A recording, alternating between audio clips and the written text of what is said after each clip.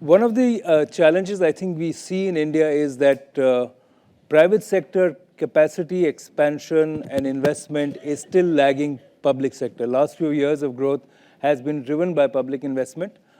Partly, I think, because there's been a lot of focus on the fact that India has had extra capacity, demand wasn't there, and now last few years, it's a lot of catching up is happening.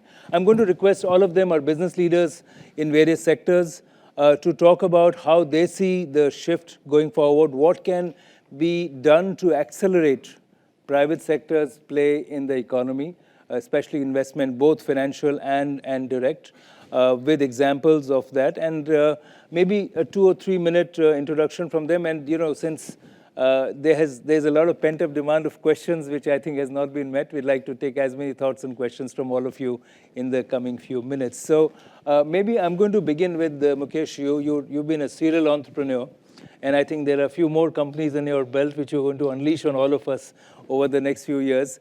Give us a sense of where, if you look at the excitement of private investment in India, what are the We've heard about the opportunities, but what can be done to accelerate it? See, I will look at is it audible? Yeah. Okay. I will look at private investment more from VC PE lens, which is something I'm more familiar with. I moved back. Actually, I used to work here in Silicon Valley till 2007, and that's when I moved back to India. I'm pretty sure the total VC PE investment in the country at that time was probably less than $1 billion a year. It was a big deal to get even $500,000 seed check.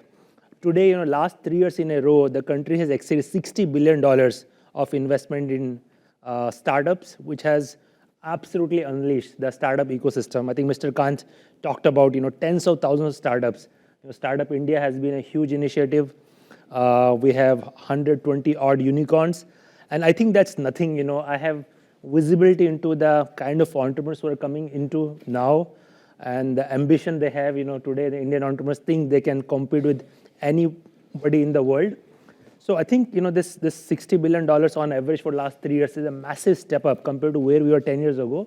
I'm pretty sure it will grow. I think the few things that are potentially holding it back are, still we haven't seen a lot of exits. Started to happen last few years. We have seen some really good exit, lot more lined up. I think this year, next year are going to be super exciting. We have at least a dozen companies going public this year. So as investors see that exit, as they're able to rotate capital, it goes back, I think we'll see more acceleration. So I'm overall very bullish. I think as we get into this conversation, we'll talk about what I think is going to happen. But I think just more exit. Mr. Kant also talked about the ease of doing business. I think it's getting better, but it can get a lot better.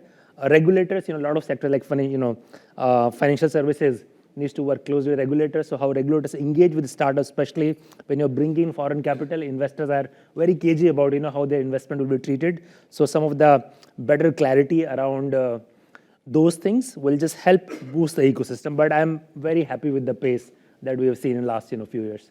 Thank you. Himanshu, from a perspective of small and medium enterprises, you work a lot with them. How do you see that evolving? Yeah, I'll have a slightly different opinion here. While I agree completely with Mukesh that the VCPE ecosystem has really evolved and it's moved very fast, but it tends to favor the real startups starting from the ground. What I am interacting a lot with is the historical small industrial business with 10, 15, 20 years in the same family-owned businesses wanting to scale up. And they are finding stuck. They don't know where to go. They're not a startup. They don't get attracted by the VCP who are looking for 50%, 80% kind of return on their investment. Otherwise, they won't be interested in. Banks are not willing to lend them because banks look for collateral. They're not unwilling to take a position on them using anything beyond collateral. And that also is very interesting because they take a very safe way of playing there. They may take a risk with a larger corporate, but not with a smaller one. They lack the leadership capability, which in my own small way, I've started to say that I make a difference to maybe 2 companies at a time, not much. But the financing piece is the challenge which they all face. no debt availability to them, and the only way is that if you can have a matching money coming in. To add to it, most of them suffered heavily during COVID. And being family owned and small businesses, they kind of dried up all their savings to survive through. So those who have survived, they just don't know how to scale up. That's the challenge which we see. Is it also, Himanshu, that we talk about finance has been a perennial problem for most of the small and medium enterprises.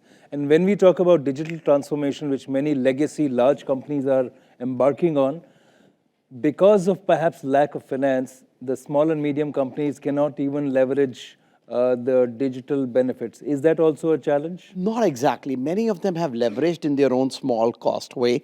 So they may not go to a salesforce.com for the solution, but they would have their own, smaller homegrown solution which will work. So they are very adaptive and they are all very positive. That's the part. They all want to grow, they all want to scale up, but they get stuck somewhere in the maze of how to make it happen, apart from other challenges like processes and all. So I'm not talking about that, but they all want to invest. A little nudge from a policy or a banking setup or a financing setup can make a difference to this sector of the economy, which is about 30% of the economy we have. So I'm assuming, Harshul, you don't have a challenge in finance, right? As Tech Mahindra, part of the Mahindra Group, clearly you have a few billion to spare. Do you want some? Yeah. We are doing a deal right here. So. No, so I'm not an economist like you, Pranjal, but I can talk from the perspective of being a representative of corporate India in the US, having worked here for more than 20 years, having done cross-border M&A deals, having built a PNL and a US-India corridor around ecosystem build-out, so on and so forth. And more interestingly, the Mahindra Group, right, for the less initiated in the room, it was founded in 1945, just around the time India got independence. And if you look at the last 75, 80 years of its journey, it is very closely linked to the journey of India, right? The diverse sectors that Mahindra Group plays in, right, versus where India has grown, all the way from rural India to urban India, all the way from agri to high-end automotives. Yeah, Mahindra has been playing in variety of sectors. So we have been living the reality of India on a day-to-day basis, the good, the bad, the ugly over the last 75 years. But all I can say is there has never been a better time. There has never been a better time from our perspective in terms of investments. There has never been a better time in terms of how the world looks at India and companies like Mahindra. There are so many people, contrary to what Himanshu said, so many investors around the globe, FIIs around the globe, knocking on our doors, right? Wanting to come in and have a share of the pie. We're also seeing that Make in India, which started as a kind of a pipe dream to me 10 years ago, is now so real, right? We are the vehicles that we manufacture today in our plant, which is right off of Pune, it's called Chakan plant, one of the finest manufacturing plants in the world.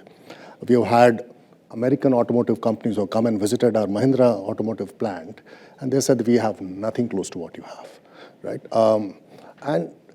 So the whole story is real. Whether it is cars, we are outselling most foreign cars in India today. If you look at the XUV 700, look at the Scorpio N, so on and so forth, it's a world-class SUVs, and we are about to release a bunch of pure electric, born electric SUVs coming in. And you're looking at a global market. That's the other. We are now. Actually, we do have a mid-size vehicle running in the Midwest. It's called the Roxor. It's an off-road vehicle. It primarily sells in the Midwest.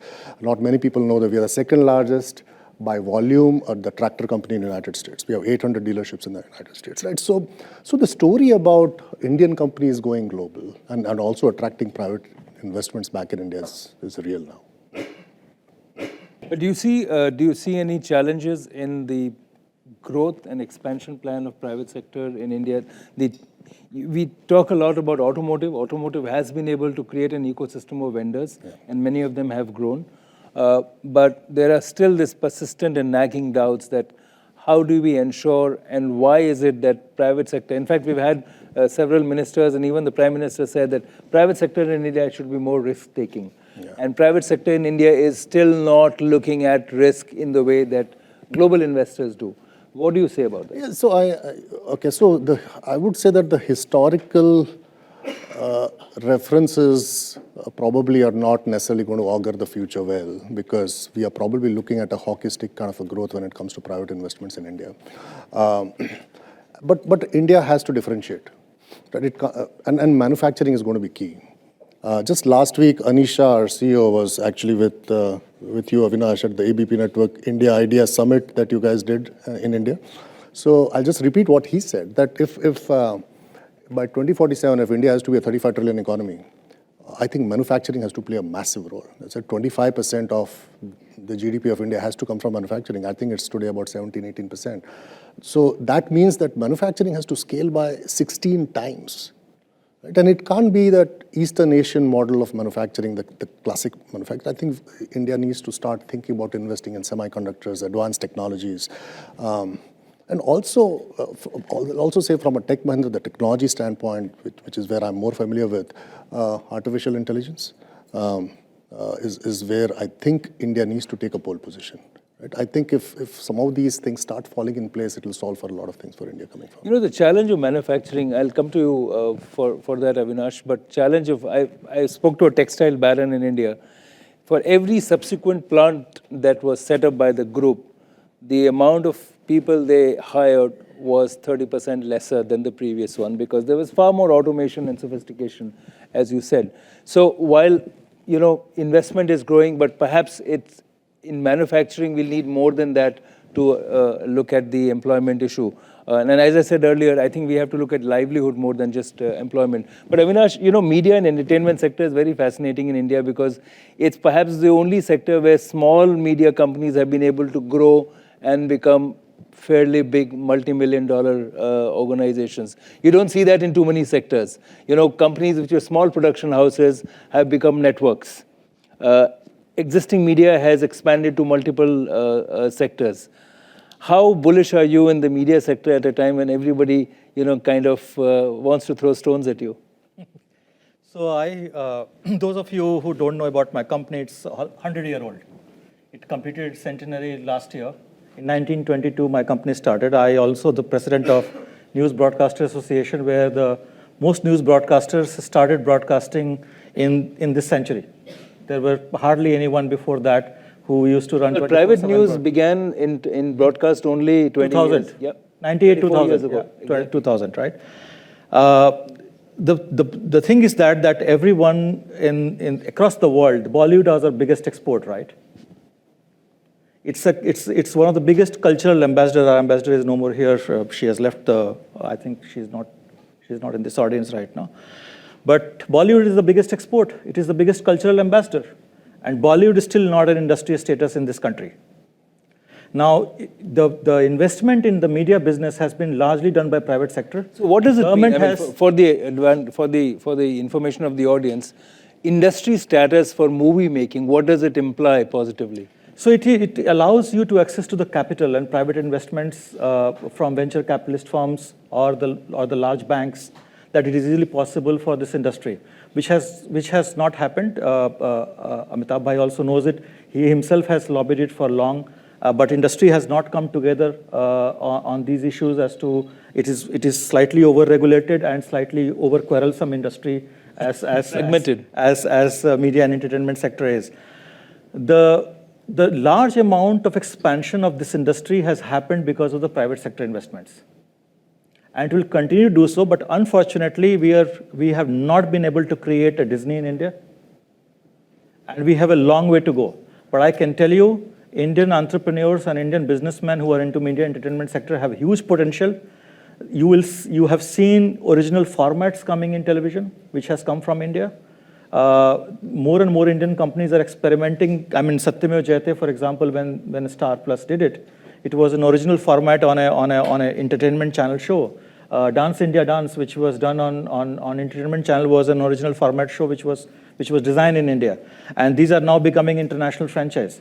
So slowly we are moving in direction where we can become where we expand globally and then invite private investments from firms like them. But Avinash, what is fascinating today is if you look at the streaming model, what Netflix actually has pioneered.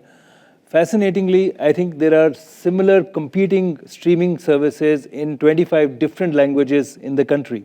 So that shows a certain vibrancy, isn't it? So I'll tell you, you have to give it to the Indian entrepreneur. The community of Indian filmmakers and content producers are very enterprising. The private investments is not happening in their production. Private investments are happening in the technology company, who are distributor, like InShots, aggregators. Today, the media entertainment sector is fighting a battle with Google in India, right? Because they have become the biggest distributor of the content. So all the investment that is going right now, even in the cable distribution sector, which is largely controlled by the foreign investments and private investments in India and private equity investments in India. But the content making, which is the core of the business, has not received so much of private investment in India from banks and private sectors. So you want more formal institutions to enter that. Mukesh, we heard from Himanshu. So you said things are looking good. There are a lot of opportunities. He's saying we still need some money. So why is there this mismatch between those who are looking for money and investment and those who have the money but perhaps are not looking at it? Yeah, I guess there are different types of opportunity and the risk-reward profile. So I think what I was talking about, the VCP industry, which is by definition has a very high risk appetite. And of course, return expectations are also equally high. So you need to have ideas which have significant scale potential. Most of the, again, the startup world I'm part of, when people evaluate business plan, they look at, can this go to $100 million revenue in 5 to 7 year period? That's an insane amount of scale. Now, only 1 out of 10 company will get there, other 8 or 9 not. But the return from that one is going to justify the potential write-off or less than desired return on the balance of the portfolio. I think small and medium businesses have a very different growth profile. You may grow with capital in maybe 20-25%, but you don't have that kind of hockey stick growth possible, and hence they are not attractive from VCP point of view, and hence that's where structured credit Attractive and from a PE point of view, maybe a mid-cap PE would be interesting, not VC. but PE requires size. So you can't be a small business, let's say doing $5 million revenue and attract PE capital. Right? 5 million, no. But Right. So, but a lot of small and medium business will be in that I range. used to work for Diversity, which was owned by Bain Capital. So I'm aware of the kind of expectation the private equity player would have. And most of the businesses I am talking about are not in that profile.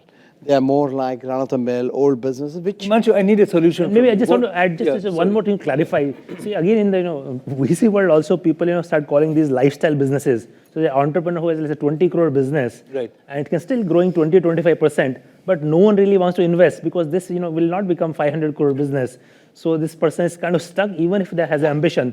But I think the challenge is for this entrepreneur to figure out how can I pivot to create the scale trajectory if really want to attract. If you can, what you said is the right way, no doubt. If you talk of a solution, I think the debate is that if the banks can start looking, or if there's a nudge to the banks, to start looking at these businesses like they look at a bigger corporate business, where you fund the financials of the company on the basis, not just looking at a collateral and reducing the value by 50% before funding it. That's the way you manage your risk. Start being a little more positive about it. I think things will change. Great. I want to get some thoughts from all of you. We have about 15-20 minutes left. So all the questions which were not answered, not the other panels, only for this panel, please. But happy to look at that. And if you want to talk about the presentation I made, I'm also happy to answer that. So can we get some mics here? Mr. Das here. The person already says, don't tell me about Tatas and Mahindras. I know they are, but beyond that, give me names of companies. So the point is, what's dogging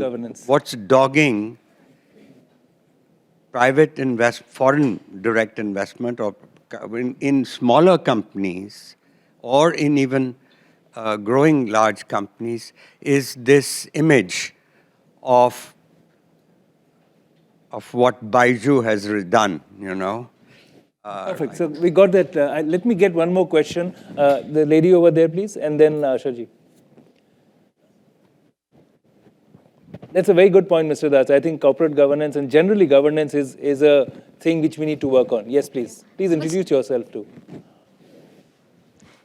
I'm Priyanka. I'm a student at Stanford Graduate School of Business. And two things. One, adding to Mr. Dutt and to what we discussed in the panel. A simple insight. If you look at United States, there are thousands of Thai restaurants.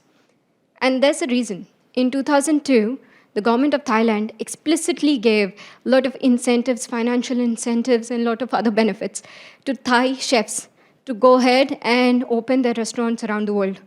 The reason you see we have thousands of Thai restaurants here in the United States today. I think this is what government of India also requires, and not just government of India, but You must be private missing companies. Indian food over here, right? I'm a handlooms person. I want to change the narrative of the world about how we sell about You're unsustainable suggesting a fabrics. similar scheme for India to get Indian chefs or other professionals. That is one. Also, we have a negative equity. We don't know how exactly to market our products and sell our stories. And I think that needs to change. Great points. Asha? Yeah. My question is for Mike, please. Right here. I'll come to you in a minute. Let me come back to the panel. Yeah. Okay, so my question was actually to Avinash about, you mentioned that that Bollywood still doesn't have an industry status in the US. I still didn't fully get it, but can you give us an example of something else that has got an industry standard in the US? No, not in about the US. US, I'm right? talking about India.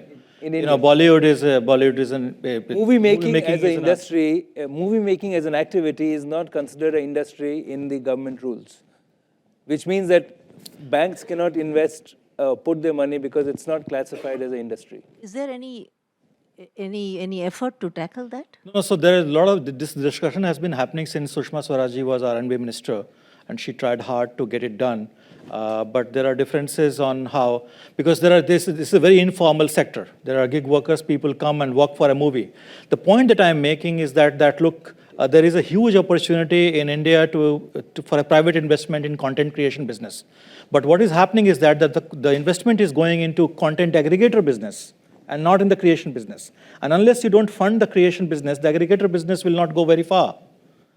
And there is an opportunity there. And largely, it is funded by the Indian entrepreneurs who are homegrown entrepreneurs who have taken a risk and started producing movies, launched TV news channels and TV entertainment channels, do theaters and all that.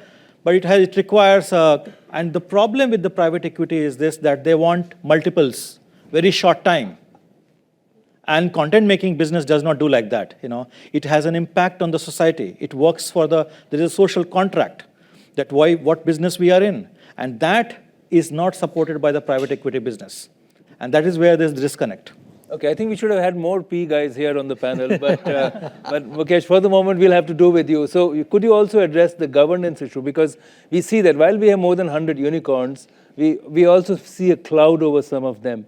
Right. So, and while startups have energized with dynamism the entire entrepreneurial ecosystem, some of these issues are tarnishing them. Well, the good news, cloud has only one name, Baiju. So I think it's one black sheep situation.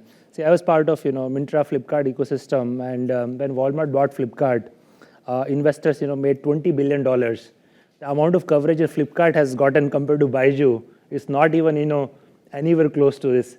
Let's not discuss Baiju. Let's talk about the issue at hand that the Indian industry does not have that image of high corporate governance. And I think I'd rather stick to that. Sure. Fair enough. Fair I think maybe, and again, Indian industry has a lot of different parts. I think the one that I'm familiar with, this broader startup ecosystem, I can talk about that. I think first of all, startup ecosystem is fairly new. It's only about last 15 years. We have seen all these companies emerge. So I think certain, well-established corporate governance practice have not necessarily got in. Now, a lot of these companies are going public. Many have gone public. So they are bringing a lot of independent board members. The SEBI scrutiny of these companies is extremely high. So I think that is also bringing a next level of vigilance. I think if I look at, just larger, again, startup ecosystem, there have been few isolated incidents, and there's not one company, there's smaller companies as well. But by and large, I don't think, from my vantage point, I have not seen systematic issue. But then there is a other more traditional business. Maybe somebody else on the panel can, take that, I'm not familiar with What I can say, Mr. Das, as you also live in India, I think our regulatory system is becoming far more aggressive. And we see a lot of these things. And if you look at what's happened at Paytm, the way Reserve Bank of India has questioned and asked them to take charge of the situation, they are good examples. But I think the point is that there are some questions which need to be addressed on that. I think what he mentioned about is the image point. And the image building will take its own time once you continue doing these things for a period of time. But I think IBC would have also contributed to the fact that, you do not just skim the bank, scam the system. So I think those issues are being addressed. I saw a question on the side over there. Let me collect 2 questions and come to you. Yeah, I'll come to all 4 of you. Yeah. Yes, sir. Yes, still private investment, but a bit of a different angle here. That if any of you care to comment on ways of just harnessing private investments to augment fiscal capacity of the state for infrastructure, for example, instruments like INVITs or investment infrastructure trusts that have been used for highways, railways, and ports, as well as other means of value capture to recycle the wealth generated through those investments. So basically, what are the new models of investment for infrastructure? How's their uptake, and to what extent do you see those? That's going to take a long time to answer, but I'll try to get some of you to answer that. Yes, sir, over here, 2 over there, and I think I want to go back to Surucha's comment. I think you guys missed the point that you're trying to make. I think it's a more of a cultural point. It's not about more regulation or regulatory framework that ensures better governance. Because, compared to here the startup ecosystem is completely unregulated. In India, you have to file every quarter with the ROC or there's NCLT. There's lots of regulatory guardrails. Despite that, you have a cultural problem with transparency and integrity of the financials. And I think if I can just, maybe I'm putting words in Mr. Gurucharan's question. The issue is more fundamental. It's not regulatory. It is really cultural. How do you ensure that the Indian entrepreneur, really shrivels at the thought of having 2 books? You could argue Baiju is a flash in the pan in the negative, but there are many companies that systematically maintain 2 books. So how do you explain Enron then? Sorry? In America, this happened. Well, a false analogy doesn't make it justifiable, right? No, I'm not justifying that. Let us not justify. I agree with both Gurucharan and what Sriram is saying. I think the issue is real. I mean, we ourselves acquired Satyam, right? In 2009, the company that came under a cloud in a very big way, publicly listed company. Usually, but since then, I think, particularly taking the Satyam example itself, SEBI has regulated a lot. Right? So publicly listed companies, it's very hard to find flaws with them now. But I think the question is more around the private sector. Right? And how do you... I think I was just making was culturally, do you guys see this as an issue? And if so, are there any mechanisms, not from a regulatory standpoint, what are the mechanisms by which... So how do we have a culture of ethical behavior? Exactly. Right? So quickly from you, I want to move on to another issue. Quick answer from you. My only viewpoint is that I've managed large number of countries across Asia, APAC. I have been a part of a global corporation, Diversity, and sat in the head office looking at global issues. I'll not agree with the concept that it's cultural to India. I think these kind of people exist everywhere in the world, and you see where you are familiar with. So you see frauds in Philippines, you see them in China, and they're more there than here. So the issue is real. I don't disagree with that. But the answer to me is better regulation and enhancing or encouraging the right behavior and slapping the wrong behavior. Over time, things will change. That's my view. I think we also have identified a very good one point I'll only want to make on his question and Gurucharan's question is that look at our country. It is not even 30-year-old capitalism. If I look at it, 1990s we started the reform. So largely all the companies that you see, including the Satyam that was mentioned, was launched in 1990s, right? And there was a culture that chalta hai. We can manage it. Now when the regulatory things are tightening up, you will start seeing these more and more expose happening. Just now, there is a massive merger deal got demerged because of these regulatory highlights, saying that there are something not right with the books of the companies that are going to merge in media entertainment sector, which is a highlight as to how a good behavior will get rewarded and a bad behavior is likely to get very badly punished. So there are exposure right now happening in the Indian market. We are a very immature, young capitalist country, if I may say so. Good point. And just Go ahead, want to quickly. add that I think I think I will not at all characterize this as a cultural issue or take it for granted that most companies are in the habit of maintaining two books. I think that is a gross exaggeration. I think I'm personally part of dozens of startups. The VC firms I work with, they work with hundreds of startups, and I think there are issues here and there, and there are bad actors in all systems. But I think a little bit of we cannot get carried away and just say it's something wrong with us, either culturally or in the ecosystem. I think what we can say, we have a great topic for next year's discussion. So Richard and Amit, we need to have a panel on this theme next year. So there are 2 or 3 hands at the back, so I'll go to those 2 gentlemen and the lady here. My name is Ravi Mistry. Yes, sir, please go ahead. They'll boost it. Please go ahead, the microphone is on. Oh, hello. Can you hear me? Okay. Yeah, we can. The question is for Harshul. Since Mahindra deals with a lot of small vendors, hopefully for the products that they're making, if these vendors need capital to grow so they can also help you with your growing production, would you be investing in these companies? Okay, I'll come to that because that's a larger question also, the relationship between large companies and the vendor ecosystem. There was another hand next to you. Yes, go ahead. Please raise your hand. The lady can't see you. Yeah.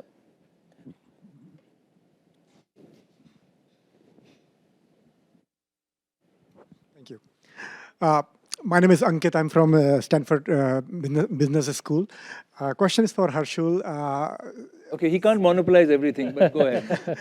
I come from automotive background for 10 years, so I'm biased with my question here. But similar to him, but my question is about 3 sectors I'm interested in: autonomous vehicles, agriculture vehicles, and urban mobility. And I've tried to explore, ideas in all these to do something in these areas. But every time I've looked in, these sectors in India, I found out these 100-year-old companies kind of, just Don't say that in a bad way. Say it in a good way. Amazing. So I should start with this. My dad owns an XUV 700, and I'm a big fan. I have a X3 here, but I like XUV 700 better. So big fan of Mahindra. But how is Mahindra supporting these? What's the vision to support small companies, the startups in India? Good question. Bhavya, mic for her, please.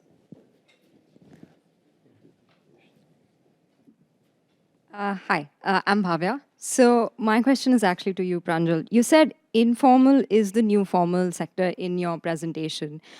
Why do you say that? Because increasingly we are seeing more and more conversation around minimum wages, etc. So just a little bit of insight. Around what? Around minimum wages. Okay. So okay, I'll answer why that. do you say that? Yeah. But let's go to the monopoly player first. So I'll answer both the questions together. I think the first one was, do we invest in our suppliers? If it makes strategic sense, if it makes business sense and there's a strategic ROI coming out of it, and if there is a backward integration play for us, and if we want to play in the area that the vendor is in, why not? I mean, we have done it in the past. Typically, we take majority stake. We don't believe in taking minority stakes. And coming to your question on startups, we engage a lot with them. We have a separate division which focuses on new age technologies and startups, particularly in EVs and autonomous. So both in Silicon Valley, we keep an eye out. So I, in some sense, also lead the Silicon Valley outpost for the company and also all the startups in India. So on an average, we probably talk to 10 to 15 startups just in our auto business per month. So I don't know where you got stuck, but you can talk to me offline and I'll help you open doors. Great. So on the question of informal versus formal, my sense is that we cannot create enough jobs. The jobs, if you look at even the national policy of maximum governance, minimum government, means that government jobs will not grow. Therefore, you see a mismatch between aspirations and applications. How do we create livelihoods? I think that's where the framework lies. So today, there's not a lot of policy regulation around how to give social security, financial security to the gig workers. If you look at the ride-hailing platforms, so those drivers are demanding some kind of security. They're also demanding some kind of minimum income for themselves. So for example, they say, don't take 30% of my earning, take maybe 15% of my daily earning. So this is where I think regulatory interventions can kind of help. But Amitabh, if you want to come in on this one, please. Okay, he's shaking his head. So, but my sense is that we will have to look at it because job creation will not keep pace in the classic employment 9-to-5 job will not keep pace with, but livelihood creation is a fantastic opportunity. In fact, what Himanshu represents, the media industry which Avinash represents, and the companies that he's investing in, for example, a chain of gyms that you have, they don't have jobs classics, right? I would assume the gym trainers are not employees. They are partners with the gym companies. Now, if you have 10 million gym trainers who are getting a livelihood because there's formalization of the business, but not of the employment, I would say that there is where the hope lies. Do you want to add to this, Mukesh? Yeah, I think, if you look at some of the other industries like, the food delivery, employs, I think, close to 500,000 delivery, partners. Now, these are gig workers. I think most of them on average earn about 25,000-30,000 rupees a month, which is pretty decent income.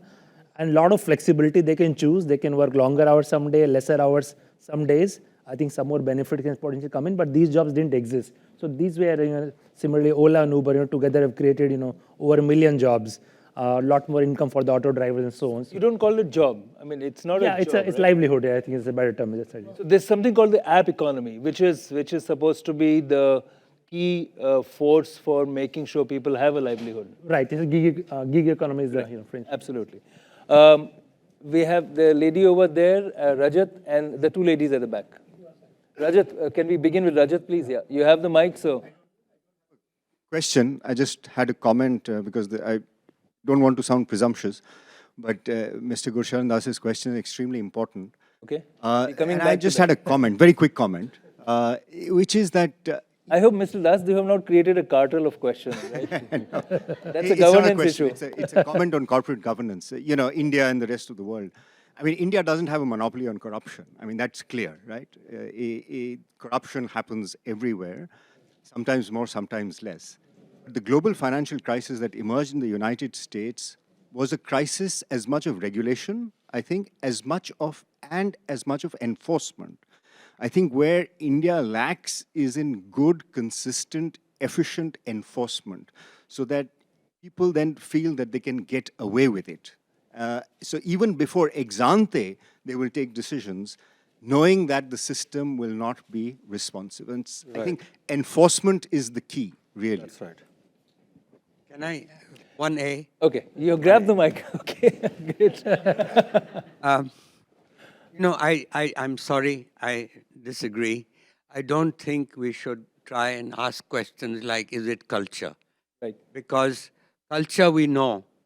I mean, the same guy who doesn't pay his taxes and doesn't stop at the red light, spits on the ground, when he crosses the immigration line at Heathrow Airport, starts doing immediately all those things after an 8-hour flight. So culture is a matter of centuries. So it is related to governance and enforcement. The problem with why we are suspicious of getting the government into it is because the government has done singularly bad job. We are still an over-regulated economy, but those regulations are counterproductive or they are negative. So that is really, that's where I think this is a great insight. I think maybe regulation and structure needs to change. Mr. Kant, you want to come in on this? Okay. Excuse me. Yeah. Right here. We are staying with the front row. My view on this is that there can't be excessive degree of regulation. If you want India to grow at high rates, and there is a need for self-regulation. That's right. There's a need for better corporate governance by startups and individual companies. Companies and startups must adhere to self-regulating ecosystem, and that requires a behavioral change. There has to be a governance framework designed to establish a culture of accountability, transparency, and ethical behavior. Everything can't be done by government. Absolutely. And the more regulation you bring in, the more this thing you'll stifle innovation. It will be very inappropriate. Very well said, sir. That's it. So, Mr. Khan, can I just request you to answer one question on the new models for investing in infrastructure? 1 minute short response. You know, the question was that what are the new ways in which money is being spent and invested in infrastructure sectors? Are there new models being considered, and how have they panned out? A lot of work, actually a lot of this thing, India has done private sector investment was not coming in. So instead of that, government has put in a lot of resources, but government believes that government is good at creating infrastructure, but not good at operating infrastructure. It's not good at maintaining or operating infrastructure, so it has come out with a number of new models. REITs, InvITs, asset monetization. It has sold out a lot of assets in the last few years, especially in the road expressway sectors. All assets being created are being put out through a transparent, competitive bidding process. InvITs, REITs have become a regular process where even private sector, the infrastructure that they're creating, they're bringing in InvITs and REITs. So India's seen a huge innovation in infrastructure sector. HAM and other such models have also been very good. Thank you so much. So, two ladies at the back, and then we're going to close because we need to end the session. Kindly do introduce yourself. Thank you. My name is Lindsay, and I'm the CEO of a nanotechnology startup in the United States, and I've been looking at setting up a branch in India, which is one of the... Sorry, what technology? Nanotechnology. Okay, super. We work on diamonds and precious metals, so India is a massive market for this kind of thing. And to bring it back to corporate governance and regulation, isn't it more about the court system that's the challenge? Because it's about what happens if there is a disagreement. It's not that Dispute there's more resolution. corruption. You are saying enforcement of contract is a problem? No, I think that's a question. So please let her complete. Yeah, go ahead, please. Right. So my question is, what is your perspective on that? Because I've spoken to multiple legal counsels in India, and they've all told me that if there's a disagreement, there's really nothing that can be done about it. And that's a little scary as somebody who's Fair looking point. to It's set a up very good business. question. I'll go to the other lady, and then we come back for a quick response. A lot of these questions will have to be answered, you know, in the interactions through the day today and tomorrow. Yes, ma'am. Hi, my name is Aarti, and this question is to all the panelists. As you know, Open Networks is coming up, ONDC.